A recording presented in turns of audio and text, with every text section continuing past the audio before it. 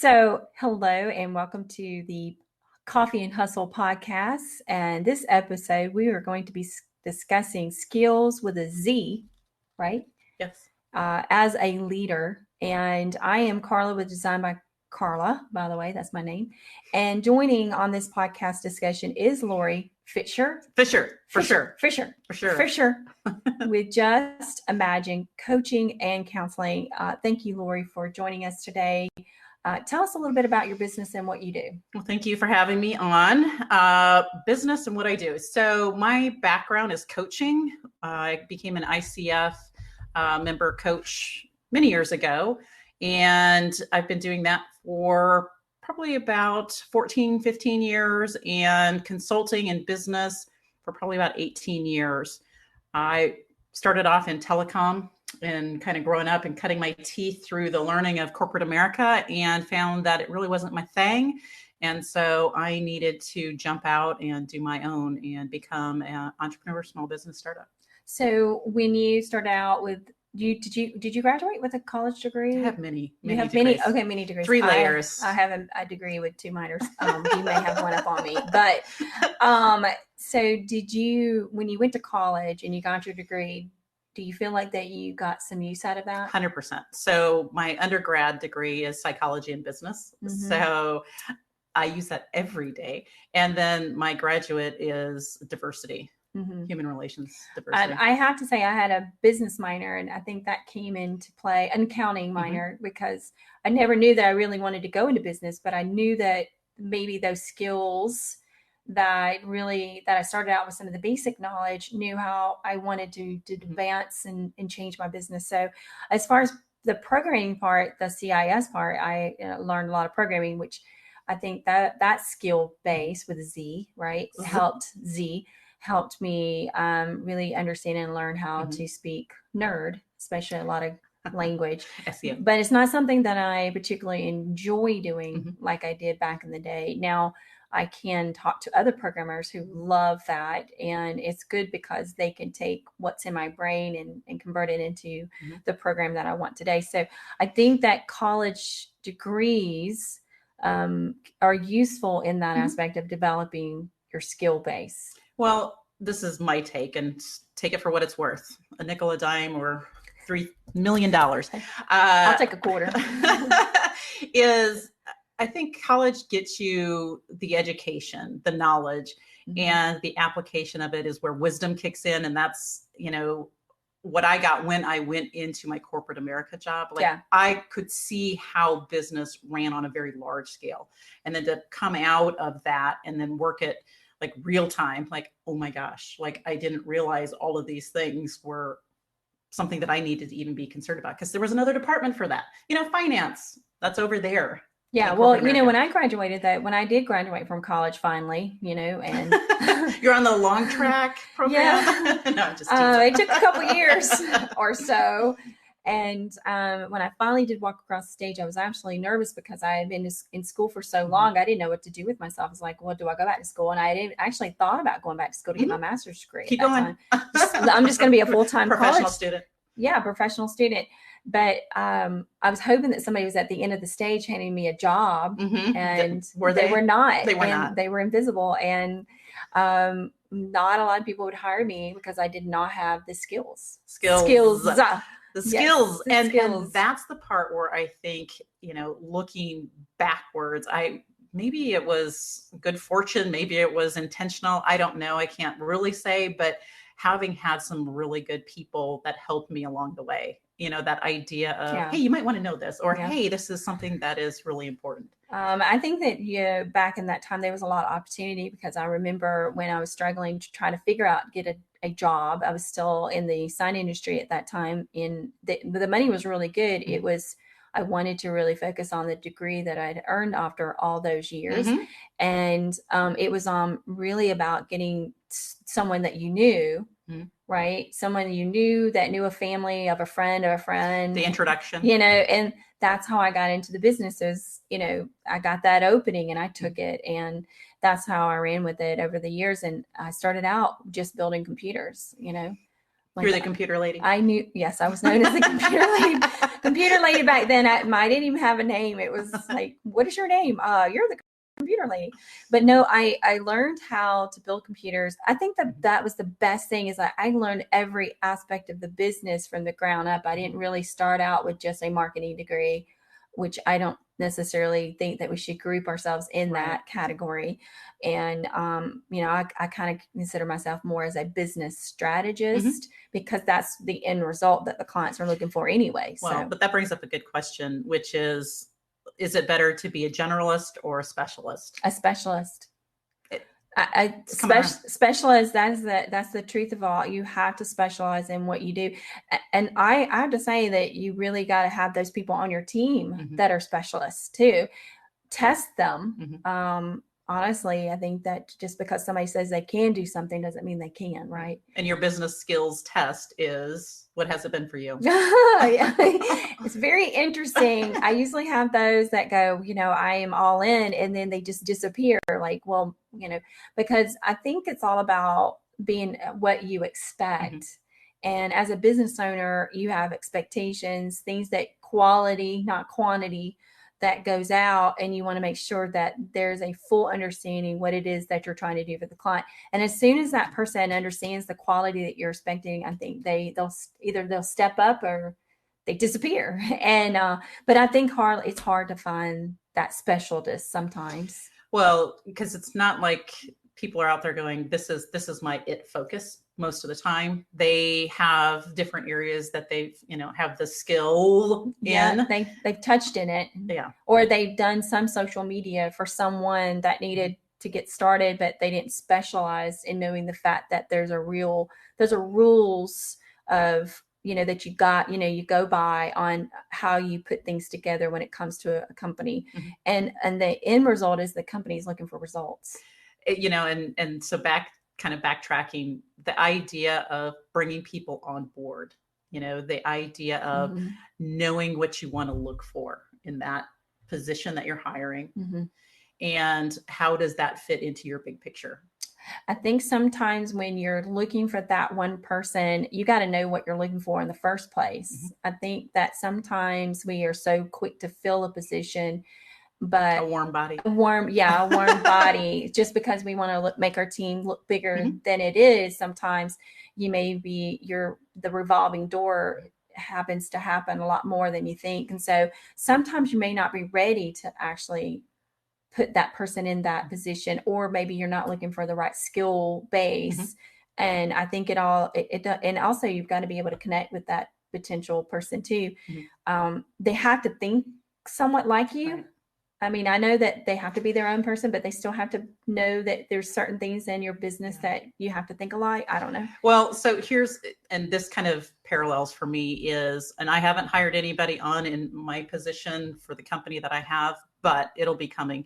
But going back into the work, the coaching and consulting that I did in corporate America, in large scale businesses, one of the things we talk about is that idea of, what is your culture? What are you designing your business around? One, but two is the values that you want to have. Yeah. So you have values that you naturally as a business owner bring into the business just because of who you are and how you operate.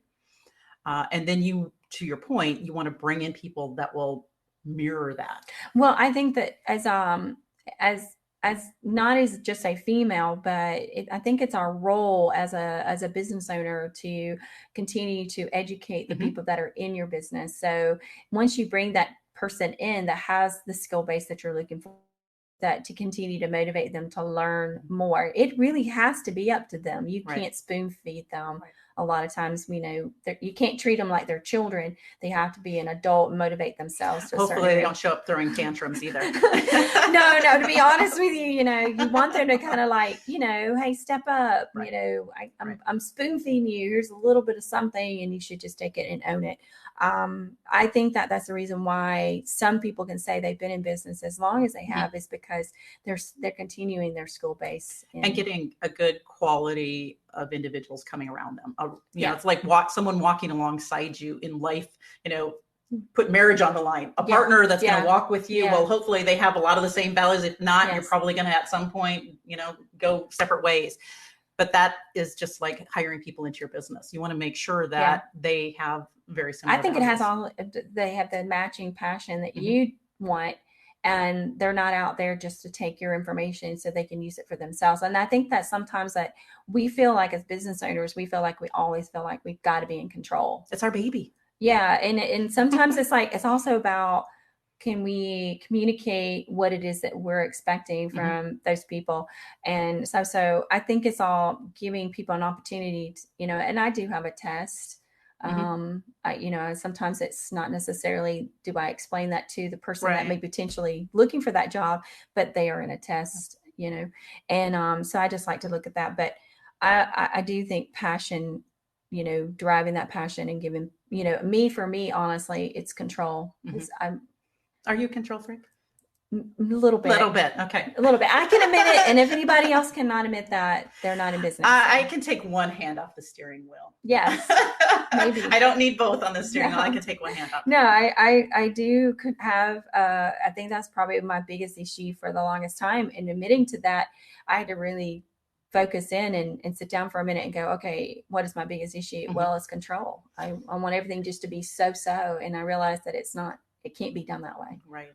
Well, unless you're going to just stay a party of one. Yeah, no, I don't want to be a party of one anymore. There's only so many hours in a day. But that is a huge responsibility. When you start adding to your team, that's the other thing, that you're bringing other people in.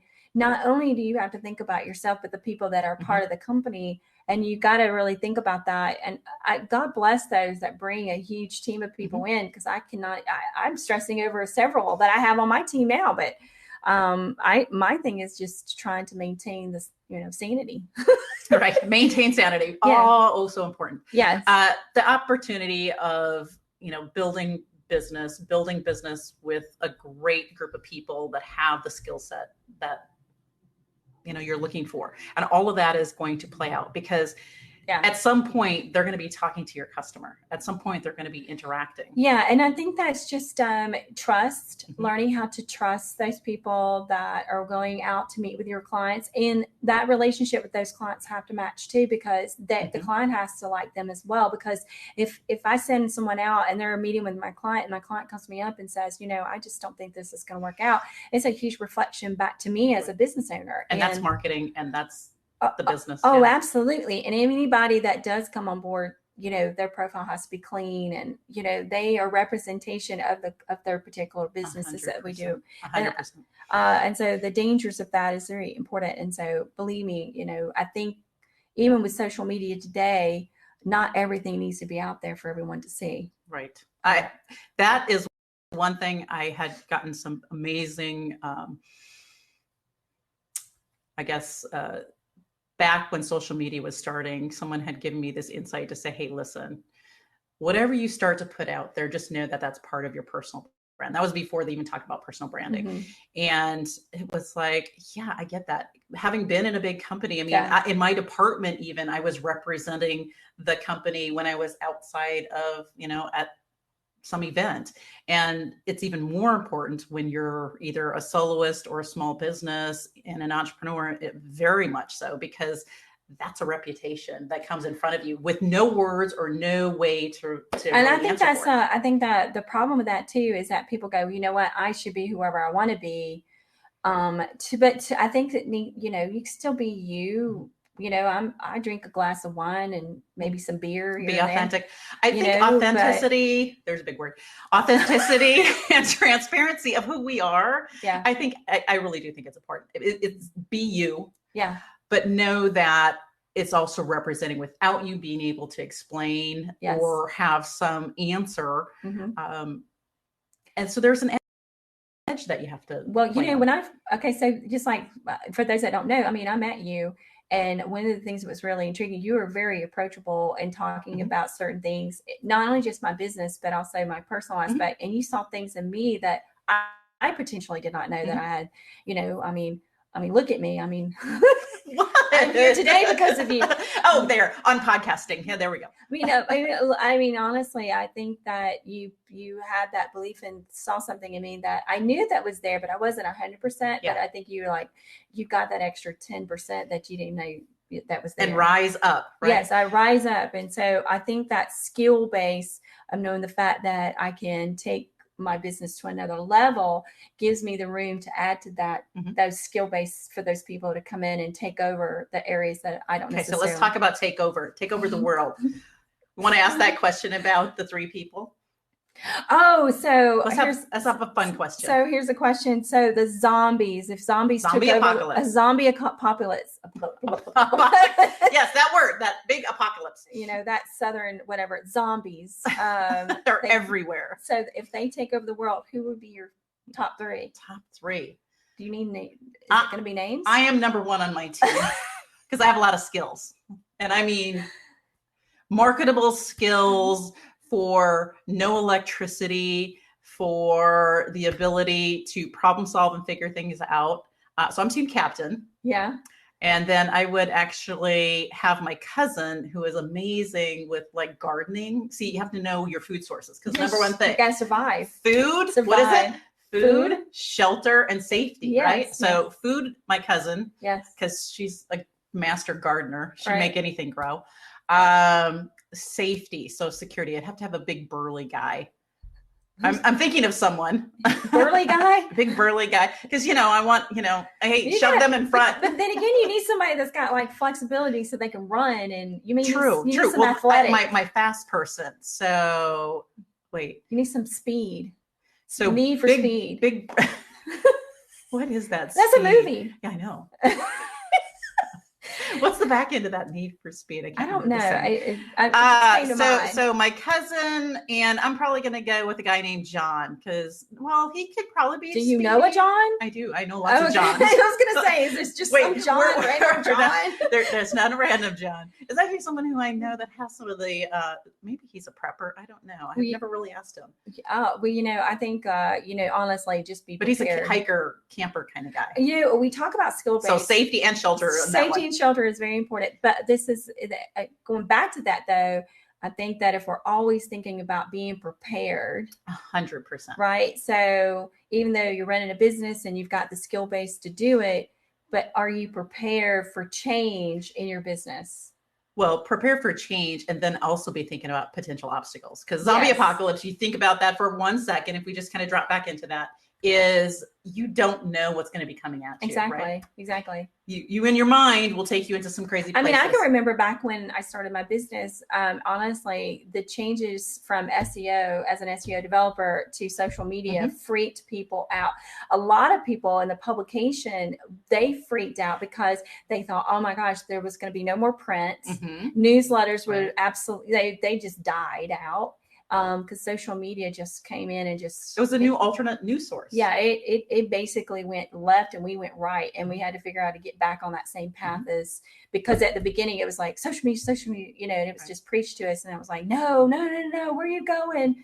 So a lot of developers during that time did not know how to navigate into that direction, and so I think that had a lot to do with. They would need a John who knows how to camp. Maybe they need a yoga to flex. So I'm just saying that honestly. Who are your 3 people, by the way?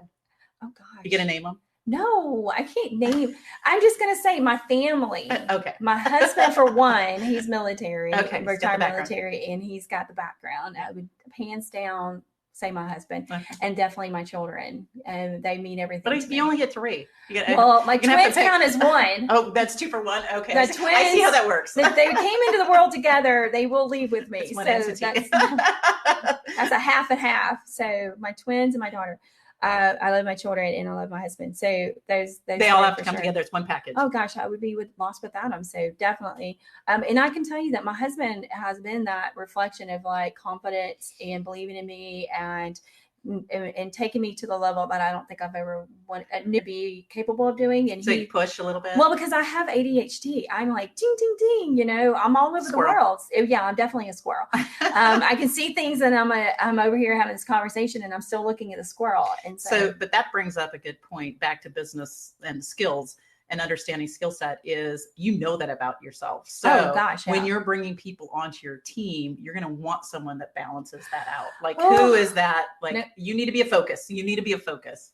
Nicole. Nicole puts that in perspective. She's always a good listener. Like, over here. Yes. And she's one of those that, puts it in perspective.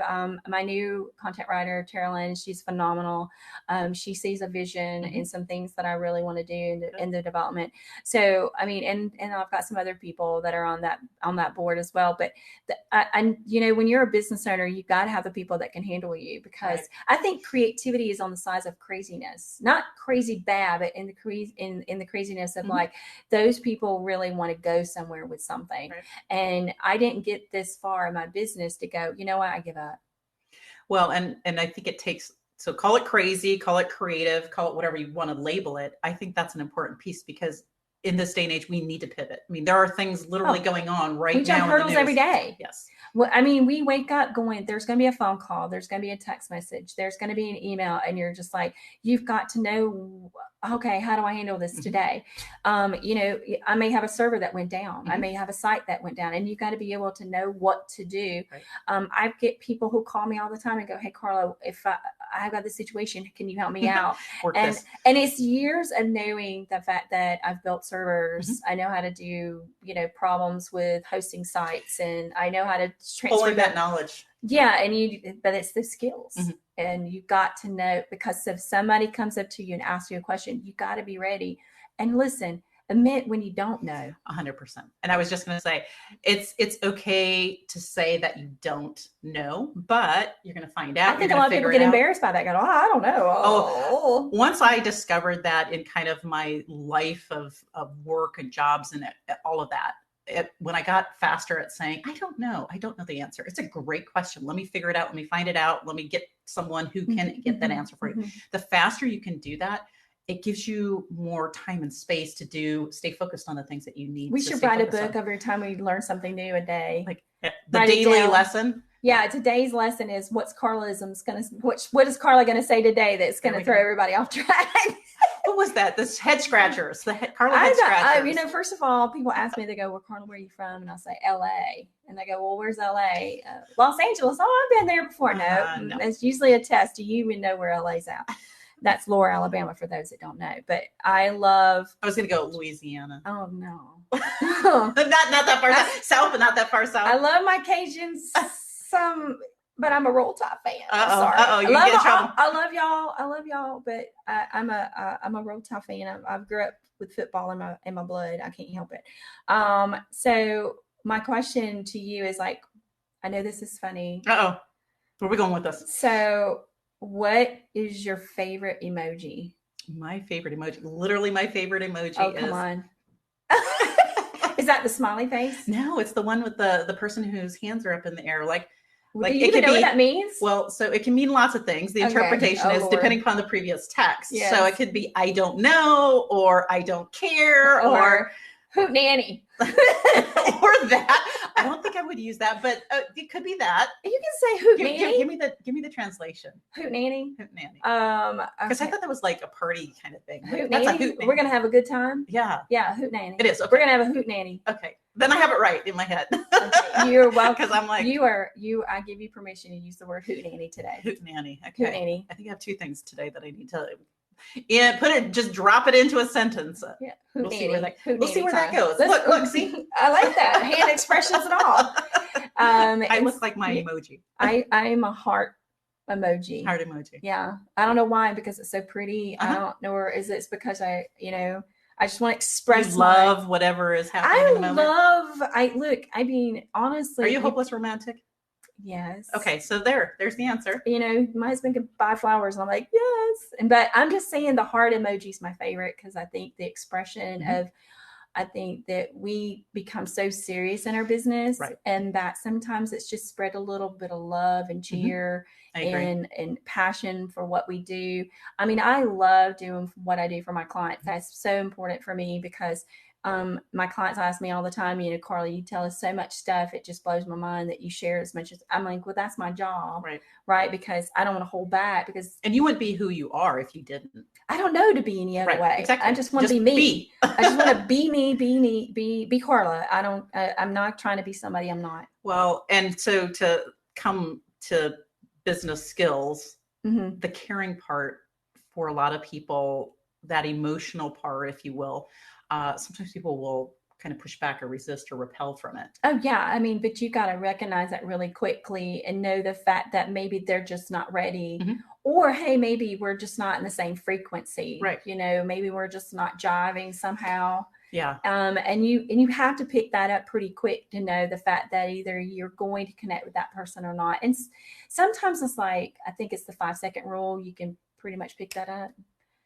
By the way they look at their aura is coming they around them. You, or they just shut down and like, oh, I don't know you. They're walking. You're annoying me. Your ADHD's killing me right now. You're in too many places at the same time. Focus. Too many questions, too many answers. But I do think skill base is really important. Sometimes people get intimidated by people with big words. Right. Who uses big words? I don't know anybody that uses big Lori words. uses big words, and I love it because I want to speak big words too one day. We'll be scouring the recordings for my big words. I love big words. Hey, but here's one of the things, not big words, but the idea of skill and getting people in and understanding passion. And when you look at the growing of the business, because hopefully no one goes into business to think about going out of business, that they're going to be in it for a long time, for the long run. What are you thinking about in terms of next level skills for you? I think that with the changes in social media and the restrictions and the things that are happening, that is going to, I think, frustrate clients to a degree. I mean, and that's happening now. And then also so much, we're getting flooded with so much clickbait, and hopefully that's starting to kind of, you start not seeing it because we're getting a little bit more control over that. But it's getting harder and harder to get out into the audience, and getting in front of the potentials, that I think that is switching gears back into the search engine stuff. Something popped into my head. Bots. What are bots? Search bots. Oh my gosh. It's not kind of bot, right? It's a bot that is searching what we call spidering. I get that. The site. There's another, you use big words. Right. No, well, those are tech words. Those are nerd words for you, young lady. But no, what it is that in the search engine, your website is set up to be searchable. And so if you don't have the certain criterias like keyword analysis, right, or knowing what people are searching for, and you're not writing content around that, it's always looking for new content. So a lot of times is a client will develop a website and then it becomes static, meaning that they don't update it on a regular basis. Are you raising your hand at me? Okay. Yes, ma'am. Go ahead. Question. No, I'm saying that's me. Oh, okay.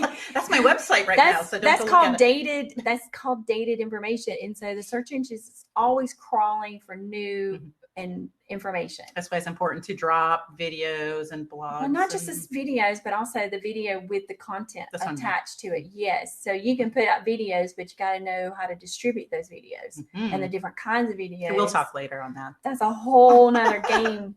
That's a whole nother game. And I think that people are rushed to get what's the latest and greatest, but they don't really plan what it should look like. So I'm going to tag onto that with a master plan skill would be to have a master plan. Yes, actually write down the 3 things that you want to accomplish for this year and get really good at it. I think that sometimes we get where we're overloading ourselves with like, oh my gosh, my competition is doing this, my competition is doing that. Looking outside. But you're not really focused on the 3 that you're really good at. So you may be really good at as a public speaker. You may be really good at networking. You may be really good at, a person-to-person consulting. And then you're like, oh my gosh, I should come over here and be a web developer. Well, that doesn't work that way. Right? I'm not really volunteer for that. You can't be like a Big Mac and hot dog stand.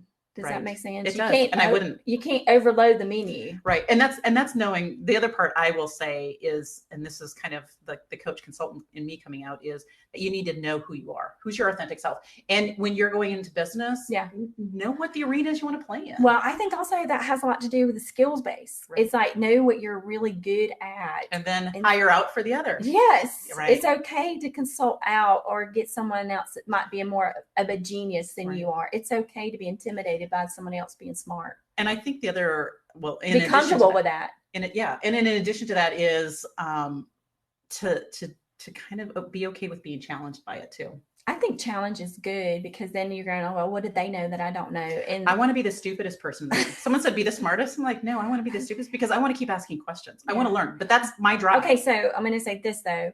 You need to be challenged by someone that might be smarter than you. Mm-hmm. It's like to get better in your industry Mm-hmm. is always look for someone that might have better skill base than you do. And that's okay to admit that, because Mm-hmm. you may not know. I don't know everything about SEO. Right. I'll admit that. I don't know everything about search engine. I don't Mm-hmm. know everything about social media. I've never made myself to say I'm an expert. I am knowledgeable enough, right? So that means, and you have years in the field, obviously. Yeah, I have a lot of years in the field. But I do know that every business is different, Mm-hmm. and how we market you is different. Right. So it's not no cookie cutter, let me buy a package deal from you. Right. That's not how you don't go up to the screen and, Yeah, and I think I'm kind of maybe overstepping my bound in saying this, but you can correct me if I'm wrong. I think we're probably similar in this, that we meet people where they're at and then take them from there. Yes. I think sometimes it's like they're kind of stuck, mm-hmm. or they don't know which direction. They kind of have an idea, but they're not really sure. Mm-hmm. But I like working with those kinds of clients that are really ready to kind of push them in a direction. Yeah. So they're not like little, standing still. I'm ready to go. Mm-hmm. Right. I'm Speedy Gonzalez. I'm ready to go. Let's go. Let's go. My 3 gates that I talk about with my clients: mm-hmm. Are you ready? Are you willing? And able, that's a skill, right. But able is, can you get into the direction of being able? I have to be the liaison. Right. Not only because I have the skill base, but I have to be the liaison. I have to be able to explain it to the client, mm-hmm. so that they can look at their data and go, well, this makes sense to me, right. Or doesn't make sense to me. Or maybe, we need to go in this direction. What they think might work may not work. And so you have to be able to explain that. So that takes skill to do that. Mm-hmm. You got to be able to communicate that. So I have a funny question. What is it? What was your worst haircut? Really? This one? Come on. My worst haircut. Oh my it's God. Relatable. It's so crazy. Okay. I'm going to have to throw my oldest brother under the bus. Oh, you can say haircut or hairstyle. Mm-hmm. They both kind of fit in the same ballpark. Okay. All right. I got one. It was god awful ugly. My oldest brother decided he thought he wanted to go to beauty school or barber school or whatever. And so it was when the haircuts were short. So he did, like, my hair was probably about this long. And he did like with the clipper. And when you do that, you can't go back. That's, what is that? The seagulls, or what is it? Flock of seagulls. Did you have that style? It became that. Oh, do we have a photo? No, I hope they're all burnt. And if anybody in my family listens or hears this, like, it's burnt. I want to see it. Oh, we're gonna have to discover. I'm probably gonna turn 1,000 shades of red if that ever comes out. I had very long hair at the time, and I told my mother, I said, I want to cut it. We cut 13 inches off, and then we decided to glue it back on. No. We went poodle blonde. Ooh, wow. Blonde with poodle. I had a perm. It looked like I stuck my finger in a socket. A wall socket. Yeah, and I was in band, and I just had I've got a photo circulating around with me in band in my band uniform. Your with my flute. My flute and my perm hair. Oh, dear. But I rocked them all hair. I'm just going to say that. But look, this is the thing. Even though we were stuck in that hairstyle, we changed. But grew out of it and learned. Actually, the other part of it is, this was for me. I don't know for you, but I'm going to say this for me. Grew out of it, but also had to kind of save face. Yeah, but so in some ways, like, in business, you're doing even though, yeah, exactly. That's what I'm going with. That is that even though you were stuck with something, you didn't like it. It was only temporary. And it wasn't even by my choice either. Right. That's a key piece too. It wasn't by my choice. Yes. Like we will get introduced to things by the economy, by the environment, by our clients that we're doing business with them and it's not by our choice, but we need to figure out a way to work through it. I think it's all about knowing the fact that you can transition. A lot of times businesses don't know how to do that. And I think that when you know that you can do that, when things happen to you, whether it's a poodle haircut or not, you know that sooner or later you got to get back on the path that you're supposed to be getting on, and using the skills to do that. Well, and part of that skill is the master plan. You're saying, yes, we start off with something, and certainly you can pivot or shift, but if you don't have something in place, everything's a destination. I think every business needs that marketing strategy plan, whether it's like they take some time, even they think that the slowest part of their business is slow, they should be taking that opportunity to really regroup and go, we should be doing XYZ with this business, and that's where you go in and analyze what's working and what's not. And that's called a SWOT analysis, by the way. SWOT. And I do that as well. Yeah. Well, and so just to come around on that, with a lot of the, especially small business, startup entrepreneurs, if you will, that I work with, I actually have them do a one-page business plan, very quick, but it's because the first question is, do you have a business plan? And when their eyes glaze over, are you asking me if I have a not business if you do. plan? Nope, I'm not asking you. I'll put you on the hot seat, but maybe I will next time. But it's that opportunity of do you have at least it mapped out in big picture Sometimes fashion. We keep it in our head. But see, that's it. Back to psychology here is to imprint it, to make it become more real. Write everything out. Is to have it written out. I actually hide stuff from me in my Google Docs, and I don't do it on purpose. I got to find it. Hunt and find. I'm like, you know what? I'm printing it out now. I know that we've gotten everything to be digital age, but I think as my brain has deteriorated over the years, too many things happening in the course of years. It used to be on point and sharp. And I know this, we're going back to the skill base of talking about that. But honestly, I think writing things out and seeing it written on paper is the 100%, right? Yeah. I think we're both on that, because I think that if you see it written down instead of hiding it from you. Well, what it does, and I'll give you the psychology behind it, is the reason why you need to write it out in your handwritten and your thoughts. Yeah. And then you can go back and type it up and have it beautiful in an electronic document, whatever, is it's an imprint in your brain, and it goes to your subconscious. So this is very sciencey. Yes. But it goes in there into places, much like your computer, you're hiding it in your file. But what you're doing is you're giving your brain some very specific destinations that it wants to go. And if you don't have it initially put in, then it's going to register outside of yourself. So this is how you get it to register inside. I think that also taking time out to read an actual book daily is something. Yeah, even if it's, they say that if you read 10 pages a day, you can get through your entire book shorter time, instead of procrastinating it, sitting there, levitating. I try to challenge myself to do a book a week. Yeah, well, okay. I wish I could do a book a week. I mean, I know those people can do that. That's when you just don't sleep at night. That's my thing. If I don't sleep, I'm reading a book. Yeah, I honestly believe that reading is a very it keeps you on your toes, but I think it also empowers your skill base too, and it may actually create some really neat ideas that you've not. I think it'll challenge you. That's where the creative process goes, is you're being taught or challenged. And it doesn't matter if it's fiction, nonfiction, business book or not, something in there is going to trigger in your mind. Like, oh my gosh, here's an idea. And it can solve problems for you too. Yeah. And I do think that that's important, is to always keep your skills, even though you are knowledgeable in this industry and you've been doing it for a long time, like me, as well as you, that we sometimes need to refresh that course, 100%. Refresh it. I also like to take my team members and go, what did you learn new today? Love it. And we share that information, even if it's a small little, hey, I did this, or I read this article and I'll send it over. Hey, check this video out, read this, watch this podcast, whatever it may be. We have to continue to inspire each other within the business, so that we'll continue. We don't become dated, you know what I mean? Well, and so, to kind of pull this all together is, we started talking about the idea of skills and building it, understanding and recognizing how it develops through your business and growth. And what I think about is lifetime learning. And I think if you're not on that track of learning, you're dying. Yeah. And you know what? I think that when we have to think about what would be a really good piece of advice you would give somebody, what would be the best piece of advice? From my perspective, it's developing your brain. So if that is seeking that out and asking questions of people, listening to podcasts like this podcast, reading books, just every single day feeding your mind for new information and going and seeking it. I think too that I'm with you on that. And I think you need to surround yourself with other people that are like-minded as you.